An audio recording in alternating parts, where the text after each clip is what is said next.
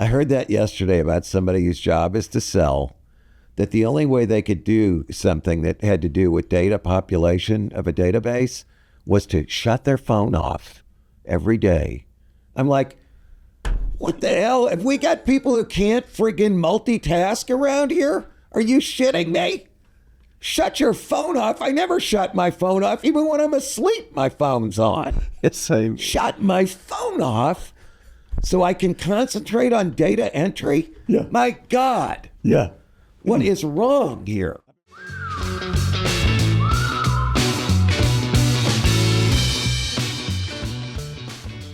Good morning, everyone. Good morning. Good morning, Fayetteville. Or should I say, good morning, Rogers? Good morning, planet Earth, Mark. We're freaking across the globe, buddy.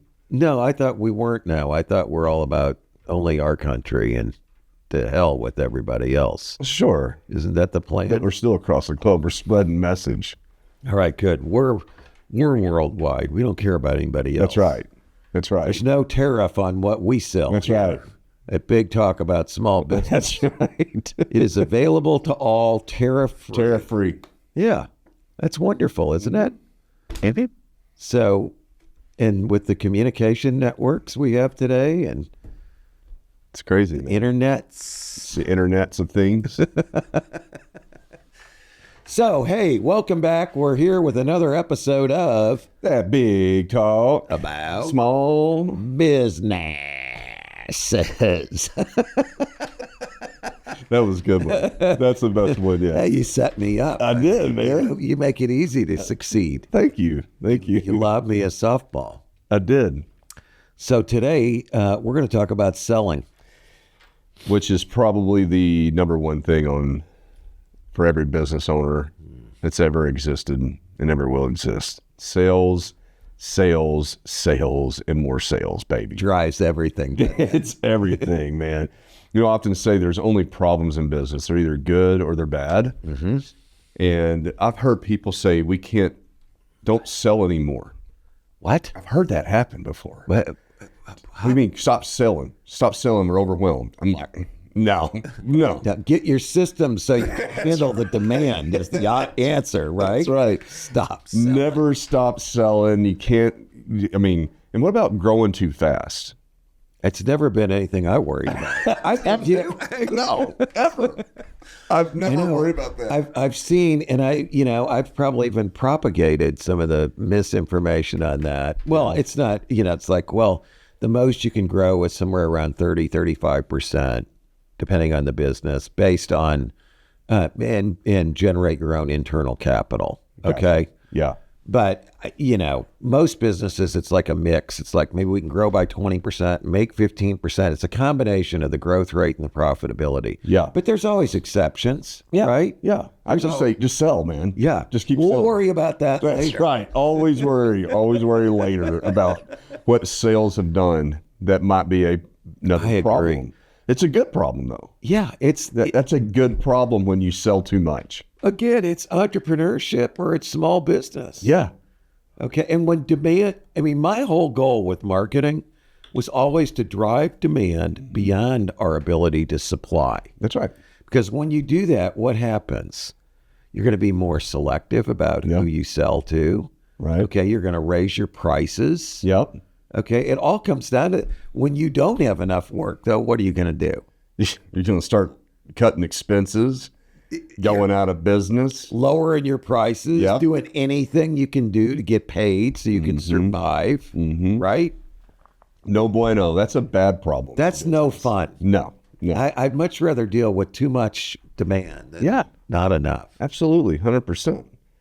So, like we talk about sales, though, right? Sales is by the way, I like to start out with the fact that if you're not into sales, you could be an entrepreneur, right? And you're starting a business, but you've been in operations, you're finance. You're a tech guy. Tech guy, yeah, right. That's a big one, right? Sure. Especially in today's world. But like when people think of sales, I don't think they give it enough credit as to how absolutely cumbersome, complex, significantly difficult it can be. And all the tools that go with it, all the practices, the methodologies. There's a so science much to it. There's a big time science to it. There is a science, yeah. And so, I feel like that, as an entrepreneur, if you're starting up a business, you need to really respect thy sales. Yes. Well, they don't respect it. A lot of people. That's fair. Especially technical people, because they think, oh, to sell, you have to lie. Right. I don't lie, therefore I can't sell. Right. It's not true. It's just not true. No. Or I'm not a super, extroverted. Yeah. Big talker. Yeah. That's not my style. Therefore I can't sell. No, that's not true either. Not true at all. Selling is about, you're expressing a value of which you're willing to invest in back to me to deliver that value to you. It's just that simple. It is. To me, it's problem solving. Yeah. As my friend Joey Book over at Lewis Automotive Group likes to say. Yeah. I don't sell anything, he goes. I just solve problems. Just solve problems. Yeah. People. All day, every day, all kinds of different situations. If I can solve their problem, then the sale's made. Mm-hmm. There's a lot of truth to that. Mm-hmm. Very much, very much. So I think one of the first questions that somebody had asked was why people buy by tapping into emotional drivers and building trust versus, I have a pretty strong perspective on that. Like my style of, of what you would call selling, is definitely more on the emotional side. Mm-hmm. You're an emotional guy. I'm a very emotional person. Yeah. Right. But it allows you to connect with people. No, it does. Yeah. Right. And so because you seem real. Yeah. And I genuinely want to connect with people. Right. Yeah. And back to your point, I genuinely want to solve a problem. I want to be that person that can deliver something to somebody. And that's definitely an emotional thing. And so if I walk into a meeting and I'm talking to somebody, I'm literally, the number one rule I have is I just shut up and listen for the most part until I start getting on a rampage. Yep. But I like to hear what their problems are, what their obstacles are facing. Yes. Really understand. And then I can take whatever it is that I can do and how do I express that I can get that value to them to solve that problem. But, the other thing that you do, though, is I think there's an inherent honesty with you. Mm-hmm. Like you're not going to misrepresent what you can do. Right. Or you're not afraid to say, we can do X, but this is going to be Y. Right. There may be, it may not all be roses. That gives somebody a whole lot more credibility than the person who acts like there's not going to be any issue. You know what I'm saying? Sure. Yeah. Yeah. That honesty builds trust. Mm-hmm. And of course, nobody's going to sign on the line if there's no trust. No, that's very, very true. I mean, the Matt Lewis thing is first they got to know you, then they got to like you, and then they got to trust you. Mm-hmm. And so you get people to know you. How do you get people to know you? Man, what do you think? The first thing I do is I ask about them. Exactly. You know what I'm saying? But I'm genuinely interested. Like, what are your hobbies? What do you like to do? Where do you go? What's going on in your friend circle, family circle? How long? What's going on in your career? There's so many things to talk about. And it's not about like, spitting out some sort of sports stats so I can have some sort of connection with somebody. Yeah.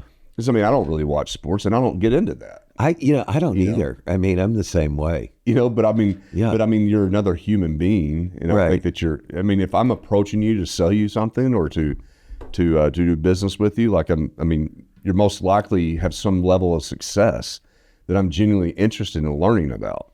It's such a good point. I think if you just ask questions of people, they'll think you're great. Yeah.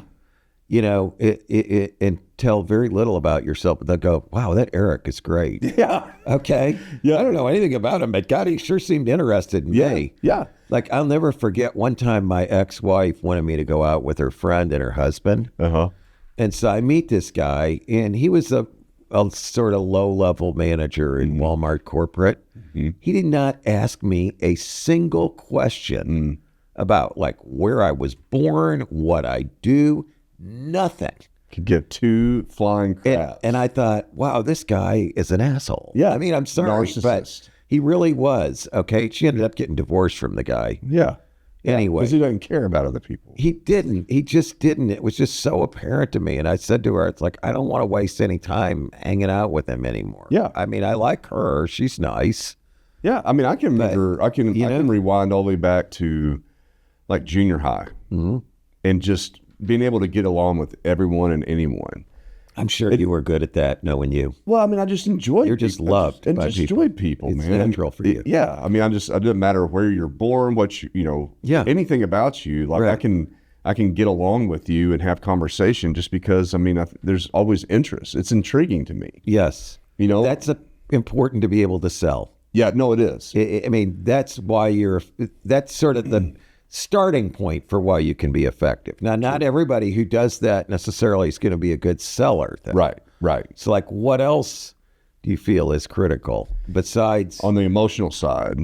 Yeah, I think on the emotional side is I think that, you know, my second thing that I'm kind of inquisitive about is what's stressing you out. Yeah, what are your problems? Yeah, where are your pains at, right? Or as the cliche, what keeps you awake at night? Right. People say, I always say, my prostate condition's what keeps me awake at night. That's right. Having to get up and take a leak every 2 hours. Yeah, okay. That's a big one for you. And so if I was selling like, you know, a bedpan, you're like my perfect, Mark, I understand like how disruptive it is to your deep sleep that you have to get up so many times. Check out my new bedpan that I have that's getting But I mean, like I can, you know, to me it's to finding these problems. Yeah, finding these problems. And it's not saying what keeps you up at night, or it's not asking what are your biggest problems. It's literally just, so what's going on? How can I help? Or what, you know, what's your day looking like? Yeah, how's your business? And they'll tell you all the problems. Sure. You know, and you're there genuinely listening so that you can hear the problems clearly. And then you just start thinking about ways to solve those, or that how you can solve them. And then I'll skip over ones that I can't solve. And I'll admit, like, if it's not my category, like you know, for example, like podcast videos. I mean, if you're talking to me about, you know, doing social media calendars and all this type of stuff, I'd be like, well, I can help you on the video side, but I'm not your person. You need to find a really good social agency that's really good at that. We're experts on this side. Right. That's going to give you immediate credibility, though, I think. Yeah, no, because you're not saying you can just do anything. No, I don't do that. And I mean, and so I think that and what people want really, like, in putting it back on the buyer side, like if I'm buying something, I want to know anything that I buy. I want to know that I don't have to mess with it. I'm using my money so that I don't have to spend my time. Right. You're trading off your money for time. Exactly. And if you can make me feel, because I can't validate it. Like I can't scientifically, logically, or reasonably completely understand that you are actually going to do that. I have to feel that I can trust the fact that you care enough about my time and my money. Right. That you're going to take care of this. Be a good steward. Yeah. Of my money. And so I think that's in that emotional category, right? And it's like, how do you express to somebody? How do you make them feel that you're not going to let them down? And I mean, part of it is about being passionate about what you do. Yeah. And like you genuinely want to solve a problem. And so I think that gets articulated, you know, through the communication. By the way, I think a big thing on this topic, you know, what a lot of people don't understand is what communication really is. And so, like, there's been a lot of I've heard this study quite a few times. It comes from different places, but there's really three categories. It's what you say, it's how you say it, and your disposition and your tone, or not what you say, how you say it, which is your tone, and then your disposition, your facial expressions. And everybody thinks that it's what you say, but that's like 20%. Right. Then the other 40-40 is split between the tone and your expression. Yeah. And so when I'm talking to somebody, I know I'm talking like, I need to probably be better dressed. If I'm going to a pretty significant sales meeting, sure, I will dress like what I expect that my client is going to dress like. You know, I mean, I wouldn't walk in a T-shirt like this if I was having a top-to-top executive meeting. Yeah, unless they all dress like that. Unless they all dress like that. Yeah, no. But I'm gonna play the part, right? Sure. Because it's a sign of respect. Yes, it's a sign of respect. 100%. Yes. And so but during the meeting, like what I found out though is that if my facial expression, my disposition is good, like I'm seemingly open, I'm smiling, I'm happy to be there, I'm not super nervous, you know, I'm not wigging out, or I'm not miserable, or whatever it is. And so I'm expressively communicating that I'm glad to be right here. And by the way, I respect you as a person that I can do business with. Yeah, I'm so glad you said this because there's somebody I've been working with who's the president of a company. Mm-hmm. And if you're on a Zoom call with the guys, Mm-hmm. all right, it could be with a client, it could be with somebody you're trying to hire, it could be somebody you're trying to get as an investor, whatever. He'll be like this half the time. No. Okay. That's terrible. Or like this.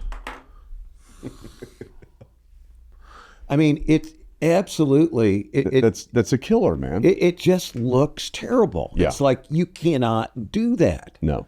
You look like you're not paying attention. You look like you're completely stressed and burnt out. Yeah. That doesn't inspire any confidence. No. So even on Zoom calls, you see these things. Shoot, telephone calls. I would say even emails. Yeah. Like your tone is communicated in an it is. email. There's no doubt about it. You know, and so on the tone part, like I think that comes down to, you know, and we've heard this cliche, like if you don't believe in your product, you can't sell. Mm-hmm. But there's a lot of truth to that. You have to have passion behind whatever you're doing. And I've seen a lot of salespeople that lose their passion and they just don't sell as much. They're living in this box of misery. And that's being communicated to your client every single time. But if I'm walking in to meet somebody, I'm genuinely excited about solving a problem. I'm genuinely excited about the marketing landscape, digital, AI, all this stuff, all this changing, evolving industry that we have. And then it's causing massive problems and stress for a lot of people. Yeah. That's why I get excited about it, because I'm the one that's going and burning midnight oil to figure the freaking hell out, putting all my history attached with the new stuff, and I figure it out so that I can help other people be successful. Yeah, you know what else though that I think you do that maybe you're not even cognizant of? Part of your excitement of this meeting is that you may make a new friend. Yes. Okay. I love connections. You do. You love that. Yeah. I can see that, and that comes across to people. Yeah. But it's genuine. But what about people who are out there right now and are like, oh, that's all great. These guys control their businesses. They sell what they want to sell. Yeah. They should be happy. Whatever. Okay. Right. But here I am. Okay. Yeah. I'm over here. I was talking with one of my former students just this morning, early this morning. He is selling life insurance. Mm. Okay. He goes, the company is pushing us to sell term policy or whole life policies to people over 60 to cover at least 6 or 9 months of their house payment so their kids can deal with getting rid of their house when they die and not have it like go into immediate foreclosure because they've got no cash. Okay. He goes, do you think that's a good idea or not? He goes, I'm not sold on it. I'm like, hell, I don't know. Right. I don't think about things like that necessarily. You know what I'm saying? Mm-hmm. That seems like, wow, you're down to that level of where they have absolutely no money at all. Yeah. And they're not even going to be able to make the house payment the first month the person dies. That's an audience that's, that's a lower income audience. But he goes, I'm not sure that's a good thing. And I'm like, wow, that's going to be hard for you to sell it then. If you're not sure that that's a great solution for people who are in this position. Yeah.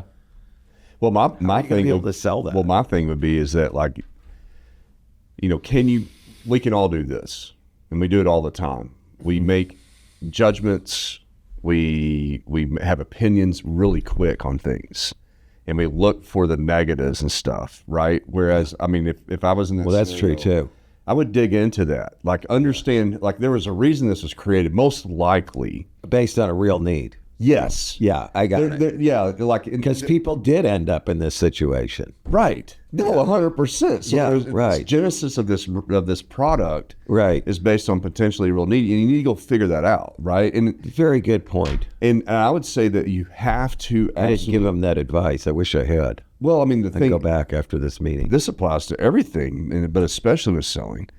If you don't have a greater purpose in what you're doing, then I mean that's a big mistake. Like and that goes. It doesn't matter what position you hold, but especially in sales, because you have to be aligned to that purpose. And I mean, if you're doing life insurance, you have to think And you have to believe that I'm in this business to really help protect people. Sure. To really help provide these things. Yeah. If you're not sold on that, forget it. Yeah. You're probably not going to be able to do it. No. I want to step back for a minute now on something about selling, okay?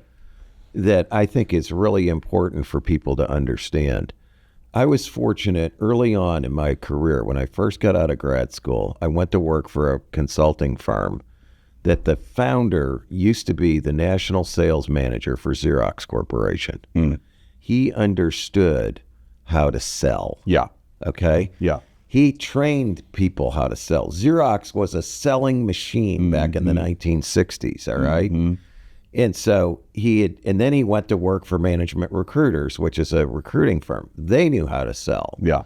They had a sales management training program. And I was so lucky at 22 to work for somebody who was a, quote, sales manager, who understood. He taught me some things that I've never forgotten that salespeople need to understand. If you really want to sell. Now, again, I'm not talking about us as entrepreneurs and small business owners necessarily. I'm broadening it to anybody who sells for a living. Yeah. You got to have a discipline. Yeah.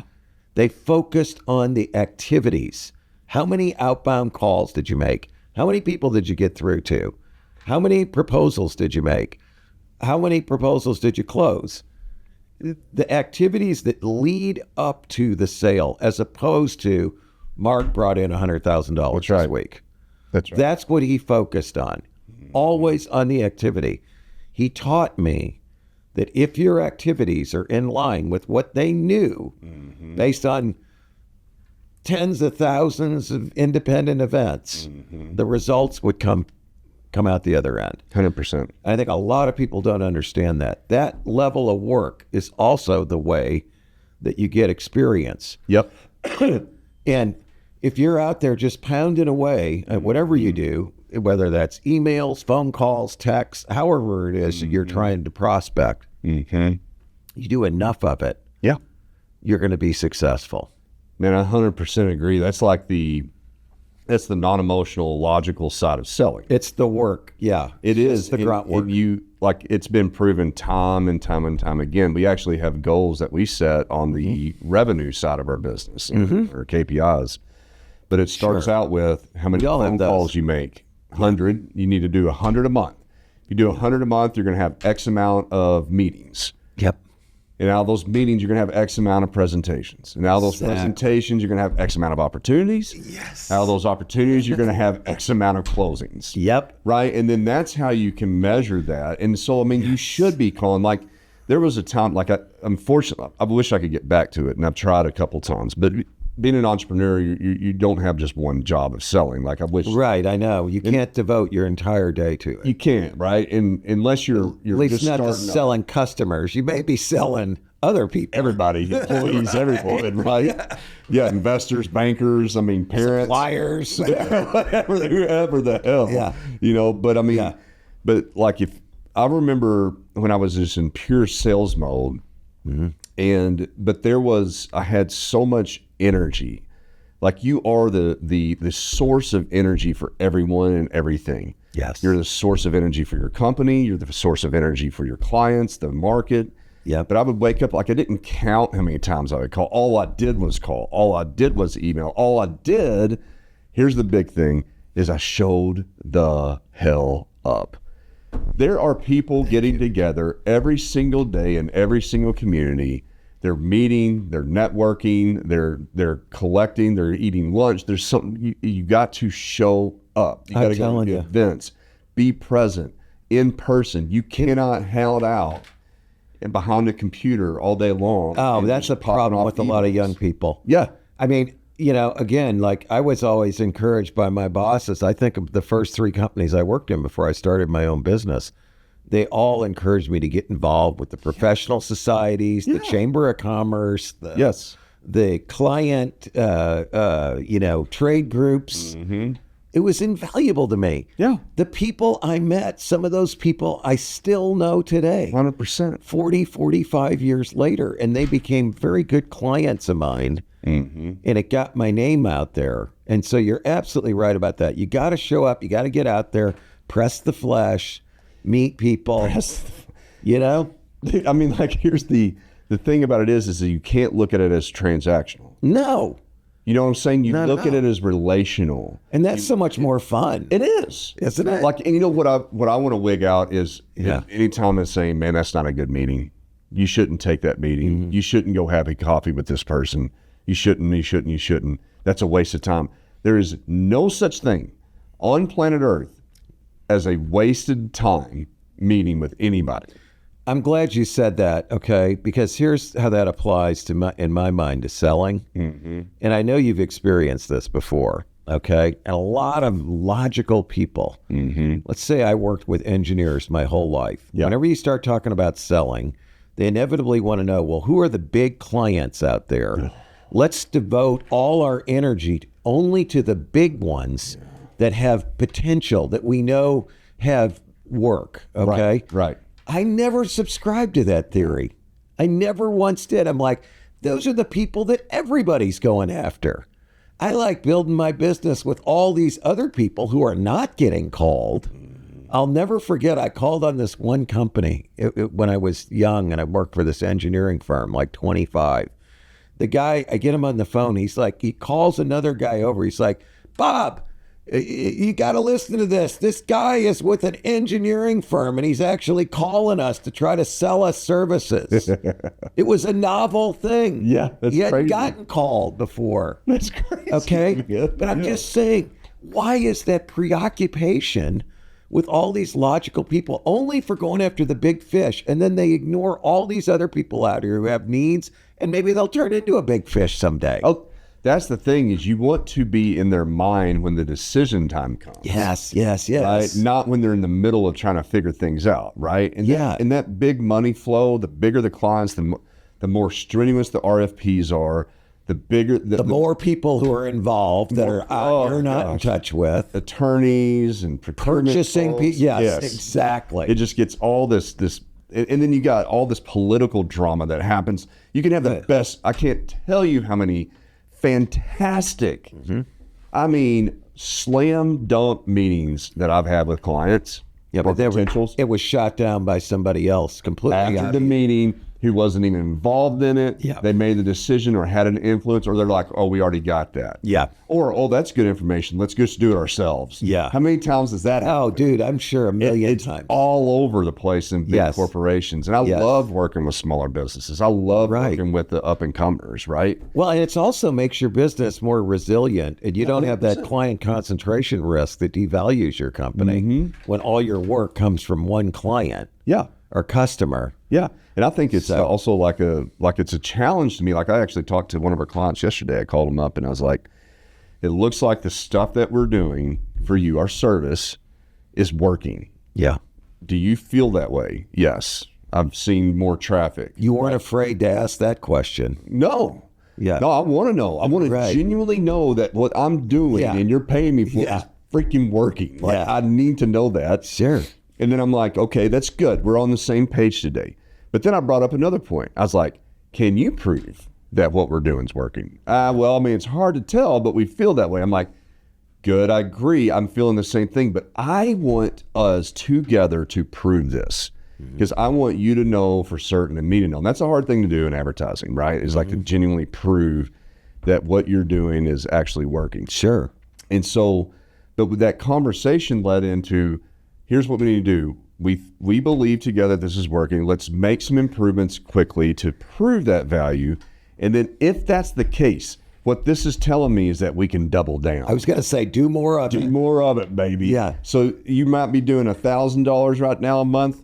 We can get you to $2,000. Let's walk into it. But man, I think we're onto something here. Exactly. And let's win the freaking together. Why don't people instead they'll just sit back and celebrate. We got a good client there, okay? Yeah. Not like, what else can we do for this client? Oh my God. Okay? Oh my God. It drives me crazy. It's the same thing though I experienced with like direct mail or email. It's like, we did this email, it worked great. All right, way to go. My response is always like, how many more people are you going to send that out to? Right. When are you doing it again? They haven't even thought of that. No, I know. It's like my biggest clients have always started with a really small job. Of course, you demonstrate your capability, and the fact that you're willing to do that and be of service. The biggest thing, if I have a new prospect I'm talking to, I just want to sell one small little thing. Let get a taste. Give you a little taste, little sample of that rock. Yes. You know, a little sample. And then when I get in, then I can start proving, okay, we can execute there. We're fair pricing. Exactly. You know, we build trust. I will never let you down. I will die before I fail you. Yeah. That is also a big mentality. That's what a salesperson and an entrepreneur has to have. I have literally visualized myself crawling on College Avenue in Fayetteville back in the day, bleeding and crawling across the street and dying in the street on behalf of the clients. And that to me is how far I'll freaking go. That'd be a terrible place to die because it really looks like hell, North College, doesn't it? Not if it was for the sake of the business. That is honor and glory. Then everybody would be like, dude, Eric died from working so hard. I'm telling what honor is that? I mean, what else are you going to do? Die from being bored and playing? No. But I mean, you got to believe in that so much that you don't fail. If I sign a deal, I really honestly, I don't fear failing them. I fear of our team not having the energy and the passion and the purpose to execute for their reputation, for the good of the company. Like all that stuff is going on my brain. Right. But is it on everyone else's brain? That's where I think an entrepreneur, business owner has to be really now that turns into management oversight, right? And also just letting go a little bit because they won't ever be you. But anyway. But I didn't mean to interrupt you, but you got me thinking about it when you're talking about how do I get this across to the rest of the people in the firm or the business. I think, one of the keys to that, certainly not a panacea, is to constantly know what your ideal target customer is, what drives them, what motivates them, what excites them, what their typical problems are. Not any one individual specifically. Yeah. But knowing who your target customer is, and everybody in here knowing who the target customer is, and then getting them all geared around that. Yeah. The way they dress, the way they speak, the way they, the way they communicate, the means that they use to communicate. That's an important point to sort of rally to give focus 100% to who it is that you're really going after, because it's like, it just, to me, it's like, I had a San Francisco office for years. Yeah. And let's just say you have somebody out there who deals with clients and they talk like this and they go up at the end of every sentence and everything is a question, and they're out there selling our services to somebody in friggin' Kansas who's like a former military officer who now owns his own business. Like, you can't talk like that. Okay, you cannot talk like that. Right. You have to mimic and mirror your clientele. Yeah. And that's where who's our target client, though? Well, that's you see what I mean? That's such a good point for a business owner, because there's this trend of this discussion about company culture and having a cool company culture, and you're unique and all this stuff, and you promote it all over social.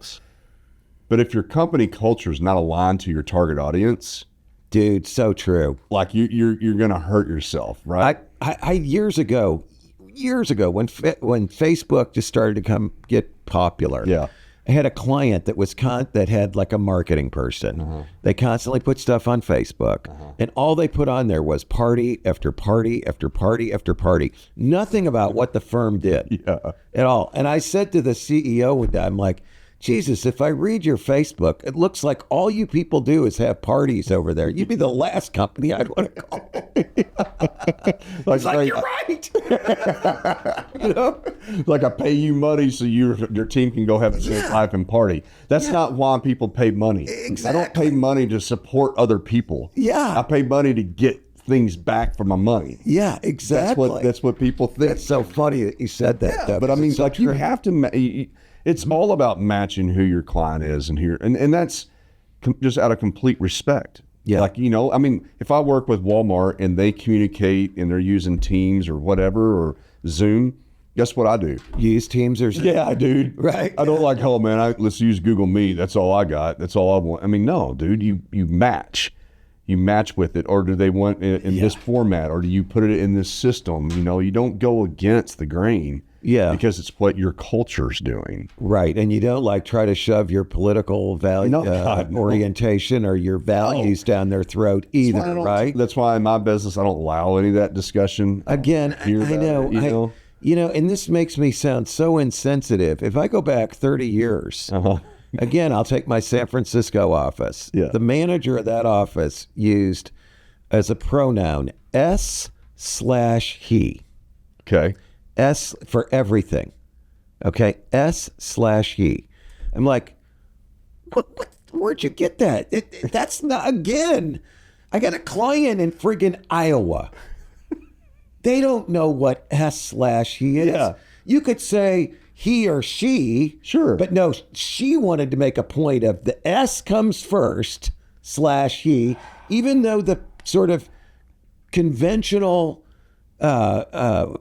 use of a either or would have been he/she. Yeah. Do you see what I mean? Yeah. But just to force that one little thing. Created something new to make a point. Just to make that point. I'm going to make that point. I'm like, you can't do stuff like that. Dude. And of course, they thought I was crazy. Yeah. Okay. And or some kind of a monster. that would be important to me.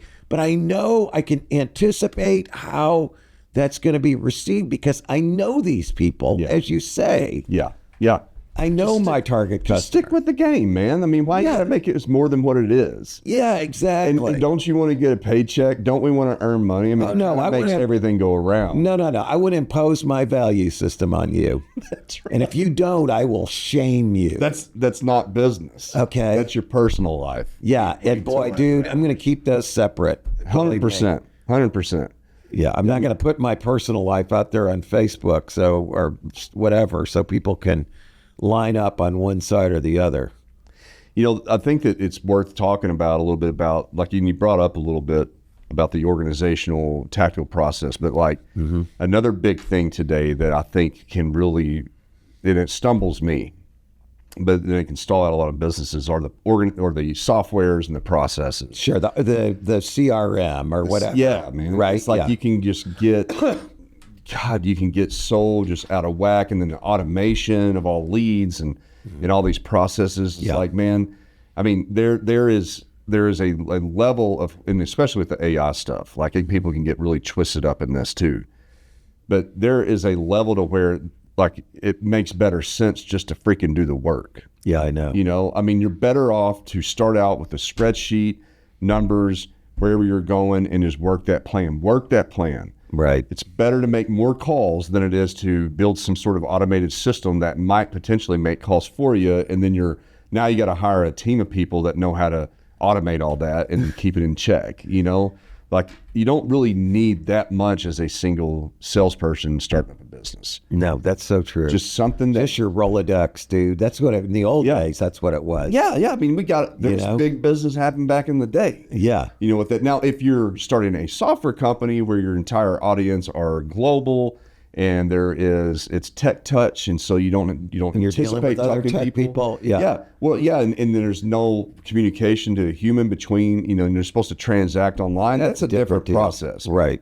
You know, but for most businesses, like just keep your spreadsheet, and just make the calls. Show up. That's where the most of the money is going to happen. So don't get stuck in it. And I would say on CRMs, don't overcomplicate it. If you buy a license to Salesforce, they're going to try to graduate you into the marketing cloud and then all these other tools and all. Gets too complicated. You want to keep it simple. Very much so. Or it won't be maintained at all. Right. The complexity ruins the implementation. You don't need everyone's birthday and their wife's name. I know. And It's husband's so true. name and all that kind of crap. And how many times you've talked to them. Gosh, I know. Just keep them in there. Run your report. You have your opportunities. What was the deal? Yeah. When did it No, start? it's so What's your true, closing? dude. Just be simple with it. Yes. And you can get a lot more done. Well, the discipline. The problem is with a lot of businesses that I've dealt with before, when you start talking about CRM implementation, is when the top people don't use it. Oh, yeah. Or they think they can delegate that to their secretaries or admins. Like, here, add these 20 people in here, whatever. That always breaks down and fails. Or send all those to so-and-so over in marketing, and they'll do. It's got to be something that people are really actually interacting with on a continuous basis throughout the day. Number one rule in CRM is hygiene, is data quality. Yeah. Good data in, good data out, bad data in, bad out. I mean, as a salesperson or as the entrepreneur, which you are a salesperson, like yes. Always selling. You need to make sure that your data in there is accurate. So that way you can use that tool to help you scale out a little bit more about what you're doing. But you can't trust anybody else with it. Yeah. Unless you're relentlessly watching and managing that. Yeah, it just doesn't get done. You know, that's another thing I just want to talk about. Again, at the risk of being a broken record, because we hardly do one of these shows where it doesn't come up. And that's the idea of responding quickly. Oh, yeah. In selling, it's everything. It is. It's absolutely everything. We had it. I noticed Brian Clark mentioned it on our show, you know, like Friday afternoon. He's like the only guy that gets it. I mean, it's so true. And I got something for everybody that's listening. It's hard. I get tired. I'm exhausted. I don't want to call Don't you want balance in your work and personal life? Yes. You need balance. Of course I want that. You need to completely shift out. No, I would rather work like a dog and win. If you want to win, you got to answer the phone. You got to call. You are the greasy. You're the grease to the wheel, man. I heard that yesterday about somebody whose job is to sell, that the only way they could do something that had to do with data population of a database was to shut their phone off every day. I'm like, what the hell? Have we got people who can't friggin' multitask around here? Are you shitting me? Shut your phone off. I never shut my phone off. Even when I'm asleep, my phone's on. Same. Shut my phone off so I can concentrate on data entry? Yeah. My God. Yeah. What is wrong here? I remember about a decade ago, I was working with a title company, and we had one of our real estate agents in there at the closing with her client, right? And her phone goes off. She gets up in the middle of the closing. She's like, "Got to take this. This is my income." Yeah. Dude, she doesn't miss a phone call, baby. Exactly. You don't miss them. Like you got, like I know it's tiring, you know, and I mean, yeah.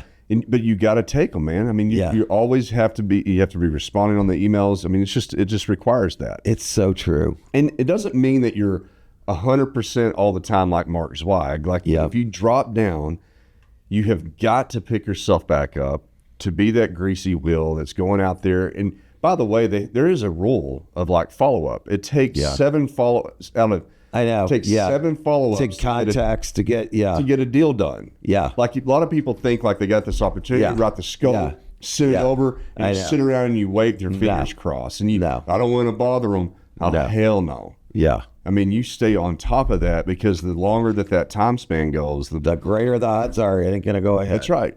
And people, the second that you deliver that scope, it's just like we talked about earlier, they're going to talk to somebody else. And everyone's going to shed a little bit of doubt, just a little doubt in here, to make them go, I thought this was a good decision, but maybe Nancy's right. Maybe her brother or whatever can do this better than what. Or cheaper, cheaper, faster. Her brother or whatever. Yeah. It's so true, isn't it? Yeah. But see, this now, I'm glad that came up, because now I want to go back to marketing as to way it helps me sell. Yes. Okay. Yes. The value of your brand. Yep. And the familiarity with it absolutely reduces the risk of that purchase decision for that client or customer. It's not all in the hands of the salesperson. The best example of that, I used to have this case years ago in my small enterprise class.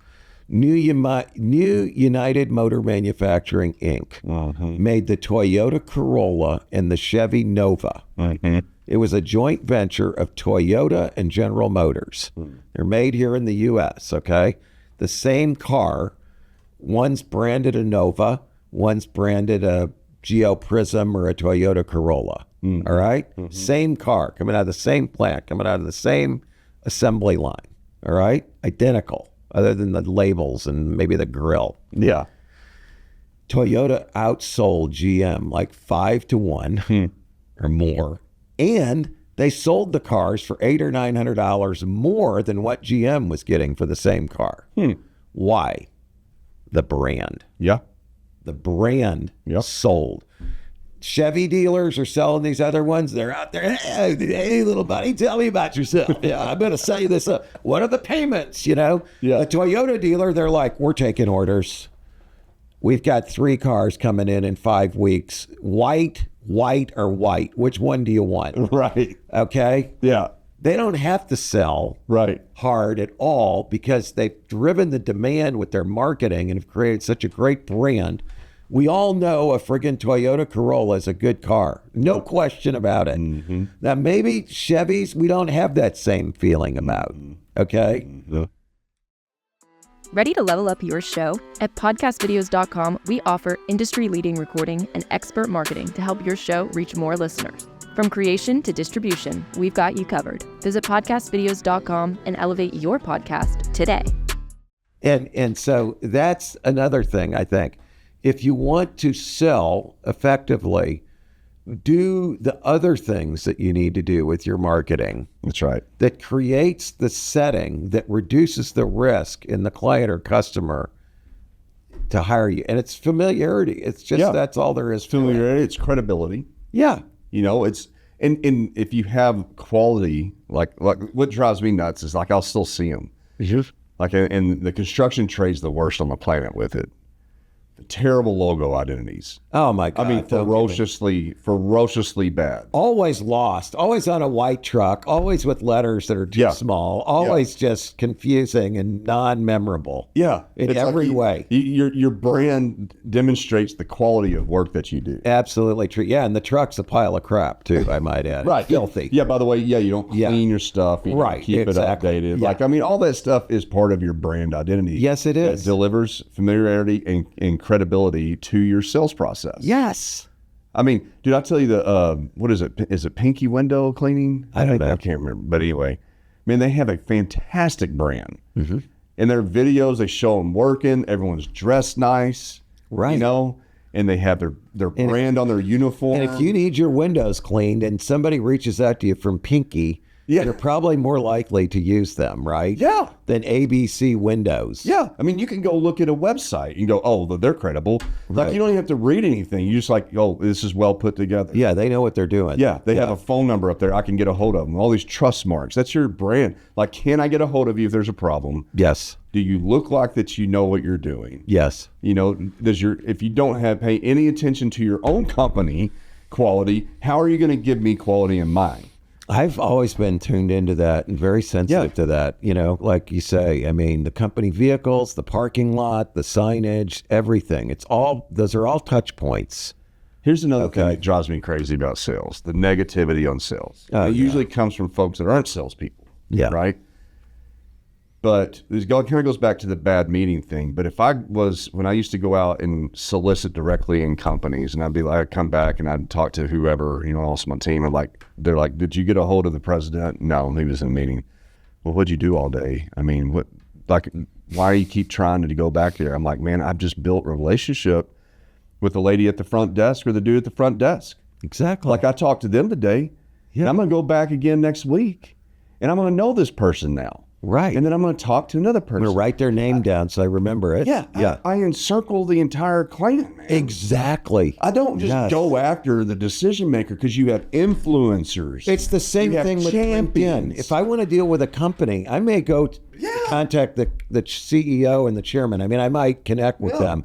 But I'm going to go with some of the other people too. I want them all of them, baby. To go, oh yeah, we know who that guy is or that company. Yes, that's right. And if you have a genuine desire just to build relationships and connecting with people, it cares just as much to me if the front desk person believes in our company as much as the freaking president does. Of course. 100%. Because they'll make you or break you. Yeah, they all talk. They're the gatekeeper. It's the same principle of whenever I have that great meeting, I walk out, everything seemed great, but then they go talk internally. But if they talk internally like, oh man, Eric's come by a few times, and man, he's always been super polite, super respectful, smile on his face. Yeah, as opposed to Eric's a jerk. He acted like he didn't even want to talk to me. Disregarded, insulted. Yeah. Like, they won't say that to the boss. They'll just be like, I don't like them. Yeah. Why? Don't know. I just don't trust them. That's all they need to know. Out. But if you genuinely want to meet that person and you do care about them as a human being, I mean, it's just, look, man, I mean, business is an extension of living, right? It is. Like, it's, well, that's why we keep saying work-life integration. Exactly. It's got to be seamless. And I look at my friend circles. All my friends are people I work with. Oh, I know. That's the way mine were for years, too. Yeah. I get it. Like, I don't have, like, that. These are the people I spend my time with. And it's not transactional. It's just what it turns into. Yeah. Because that's who you spend time with. I mean, I always felt like one of my most effective selling techniques was just calling people up and talking to them. 100%. With no ambition. I had I'm not trying to sell them anything. No. And it came back to me so many times with some of my best old clients say, you know what I liked about you, Mark? You call me up when you didn't need anything from me. I wasn't transactional. Yeah. People sniff that. They feel it. Oh, my God. And the second they do, they become transactional. But it goes back to your point. Like, if you go, like you're building this network there, and sometimes, like, you may not, like, if you go to these events, like when you show up to these events, you don't go up there to sell. No. I just go up there to connect. Exactly. And I go up there to build friendships and relationships. Right? Yes. In a sales cycle, my best deals, it took 5-10 years to sell. Right. If I was trying to sell them.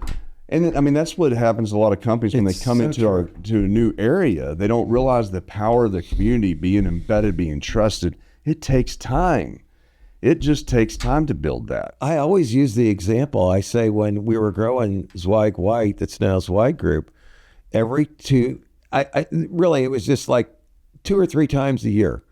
I would have companies, like big companies, 2 people come to see me from McKinsey, for example, and go, you know what, we wanted to learn, just talk with you and acquaint ourselves. We're not going to compete with you guys in this market space. We're only going after the top 10 clients. We don't have any interest. You guys work with all these other people. We have no interest in that. We only want to do, and I'd be like, okay, in 2 years, you guys are going to be gone. Okay. Because they aren't doing the legwork that it takes to claw your way up through this thing. Yep. It's just like selling and getting big client relationships or big customer relationships. It's kind of like crawling your way up the real estate ladder. I don't start out and buy my first mansion. Yeah. I buy the cheapest thing I can afford that I can spend money and time on. And turn it. And build it. And then claw my way up to the next one. It's a little bit better. And then claw my way up to the next one. It's a little bit better. It's kind of like that in selling. Totally. Like, if you're wanting to work with the biggest brand or biggest retailer in the world, like, you don't start a company and just start working with them. You don't want to do that. And you look at these other companies. You probably wouldn't be very good if you did that. It would crush you. Like, you would probably fail. Yeah. But, like, you look at these other companies, you're like, well, how did they get that? They're not doing it. Their capabilities aren't different. Well, you got to remember, those people, those companies have usually been in the business for 20 years. They've worked their way up there, and you're just over there jelly, wanting to have their business, but you haven't earned the stripes. You haven't worked through it and built up to that. Yeah, that is so true. It does. It takes time. That's one other thought, though, I just want to throw out there. For those of you who are working in a company and you think you want to start your own business someday, okay, it maybe is part of the same industry that you're in, but doing something, maybe the same thing the company you work for is doing, or maybe doing something that's tangential to that for the same market. That's a good way to learn. Yeah. Learn the industry.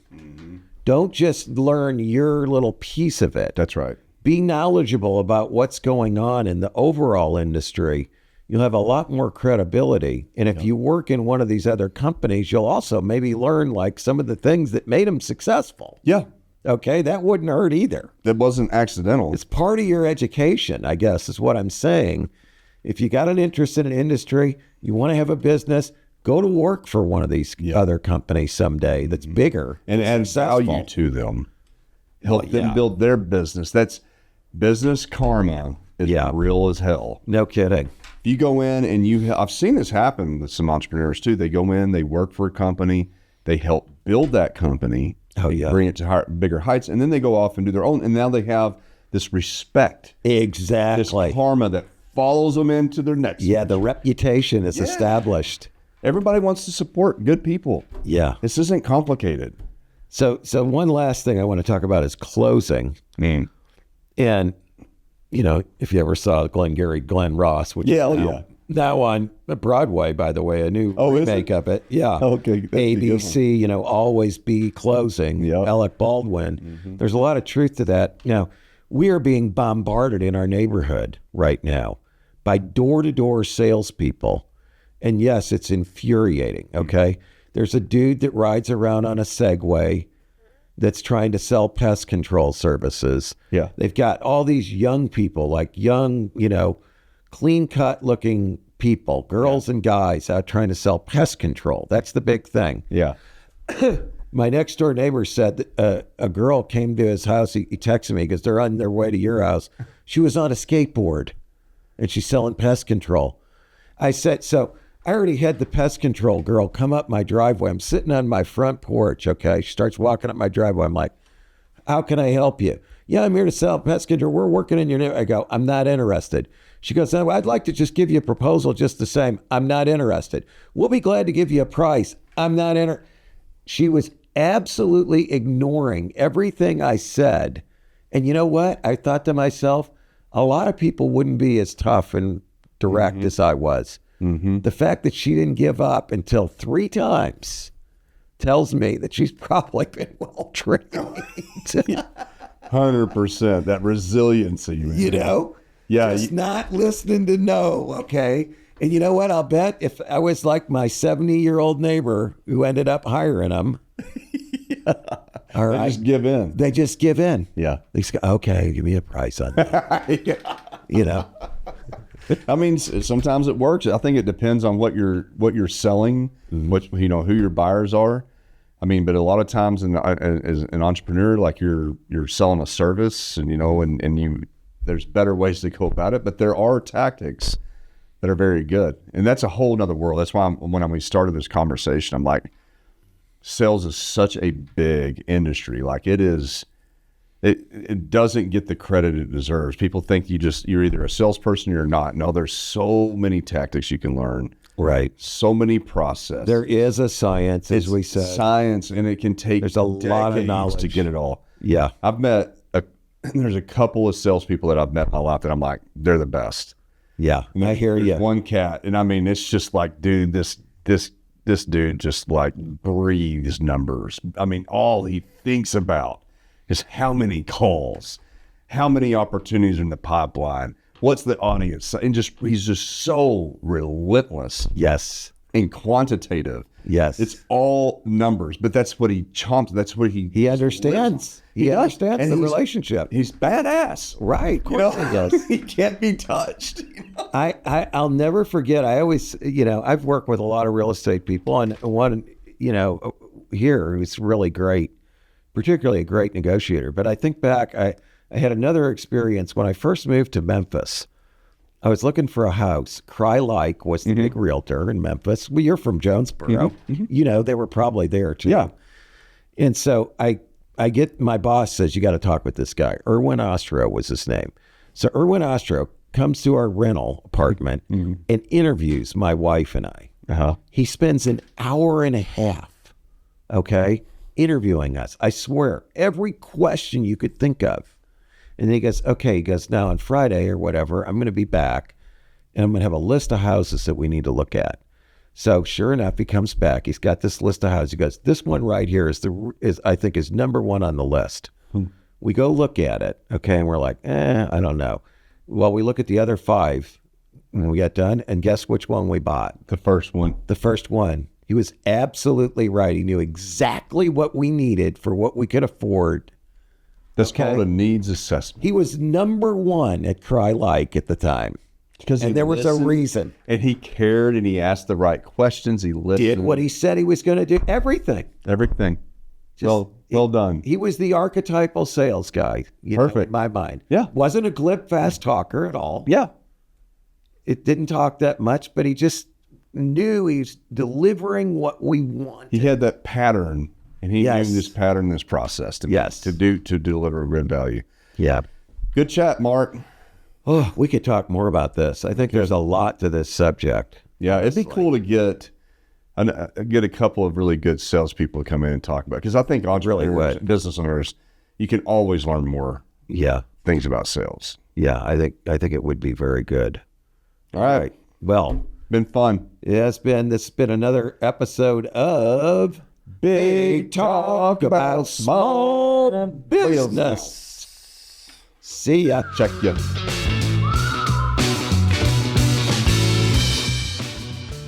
Thanks for tuning into this episode of Big Talk About Small Business. If you have any questions or ideas for upcoming shows, be sure to head over to our website, www.bigtalkaboutsmallbusiness.com, and click on the Ask the Host button for the chance to have your questions answered on the show. Stay connected with us on LinkedIn at Big Talk About Small Business. And be sure to head over to our website to read articles, browse episodes, and ask questions about upcoming shows.